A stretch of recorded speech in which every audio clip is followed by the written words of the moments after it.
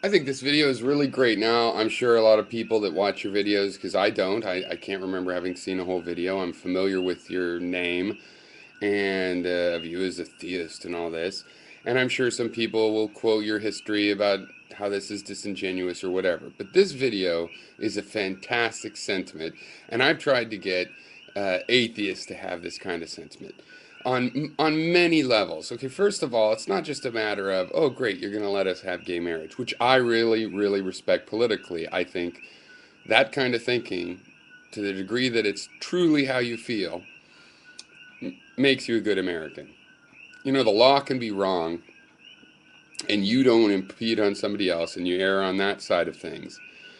And the law isn't the most important thing. So even if you thought that it was wrong to have that, it's also very clever because if they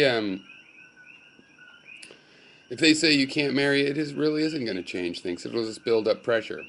But mostly, it's because beyond that, I have a theory as a relativist, but not your ordinary relativist. Don't assume what that means. But, you know, I'm a materialist, kind of scientific oriented kind of person. And I have a theory, though, that if you are not a hypocrite, if you honestly follow your philosophy, you can learn from it. So take a terrible, reprehensible philosophy like Nazism and fascism. You know, in the Nazi philosophy, there was a lot of lying. It was predicated on lying. It built in dishonesty, you know, and they ended up having to hide a bunch of Jewish ancestry of certain people that they didn't want to get nailed. Nazism is, it's not possible, to be honest. If you tried to live that way and be honest, you would find out how bad it is, and you'd end up needing another system and you'd work on that one. So I believe that way about atheism, you know, you know, I'm someone trying to live a good life, but non-theistically. And if I find out that can't be done, you know, I'm seeking that. I can be trusted, even if at this moment I'm making decisions that are a mistake. It's possible that you could already see as a mistake. It's possible. You know, I could be trusted to try to progress through this and learn from my own philosophy. So I really like this statement that you've made, and I think it is good. And you know, yeah, there's a little bit of a thing of, but when we get our act together, we're going to come back for you guys. But you know, if that ever happened, then fine, you know. It's a good attitude to think that, okay, everything's 50-50. Maybe it's 90-10. But that 10% that's my world, that's something I can do something about. And I like when you talk about maybe we could be a shining light or whatever, that, you know, there's almost, maybe I projected an apologetic feeling. You know, it's not really even shining. It's more like if you share your transformations with people, then you can just have them. And it's not like they're going to go say, oh, look, he started eating cheesecake. I'll do that. It's more like, oh, look, he asked himself what he would really make him happy. And by golly, it was something as simple as cheesecake. You know, maybe that's a bad example because of the indulgence of it or gluttony, but you know what I'm saying? Something simple, you know, maybe he decided to start jogging every day. Doesn't mean you start jogging every day. It means you look inside yourself and you decide what you're going to do. And it might not be a sport, or it might not, you know, maybe yours is cheesecake. But there's a lesson to learn there from how somebody focused on their own issues. And I think we can all benefit from that. We can all afford to have very different philosophies that we're trying out if we're compatible in our toleration for each other and our focus being primarily on ourselves as you know, the things we can change, that we have a right to change, that we have the ability and the tools to change.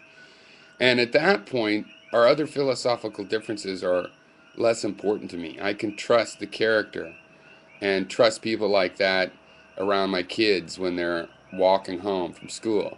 So anyway, whatever people know more about you than I do, or will say that maybe I fallen for something disingenuous, I could just imagine. But whatever, I endorse the message in this video, and I think that it's awesome. And I say this fully without knowing everything about you, but believing you're fairly, you know, fairly thorough Christian. You don't approve of gays marrying, but you have a good attitude, at least in this area, about taking responsibility for yourself, at least first. And I think it sounds like a long time. I mean, this version of Christianity you're talking about is not one where you run out of the questions and then you do start on everybody else. It's one where you always have something to work on, until maybe it unravels and people have such a good attitude that what you're working on is something more sophisticated. And you've never had to make a law. It's not like suddenly everybody agreed and you had to make a law. No, you never did, because people have just changed. And whether you know it or it's conscious, you're open to them changing in other directions.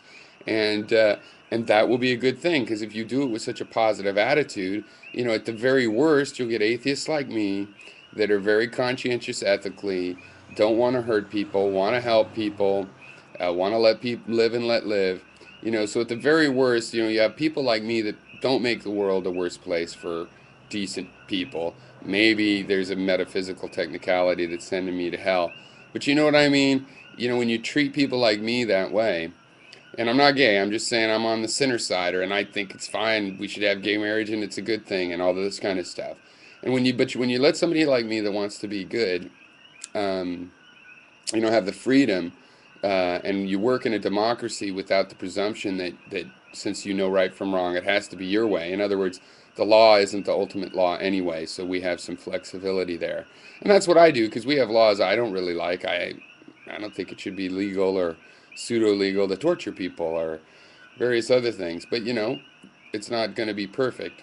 So I see some of that in what you said, and I think that's great. And this is a civil right that's very important. And for you to have this attitude of that it's not your fight, and that you have your own house to clean up before you can, because that's sometimes the question, not just right and wrong, which maybe you do know, but is it your right to say? That's kind of the question you got into. So anyway, I appreciate that, and I just thought I'd say so. I mean, I didn't expect to see that message.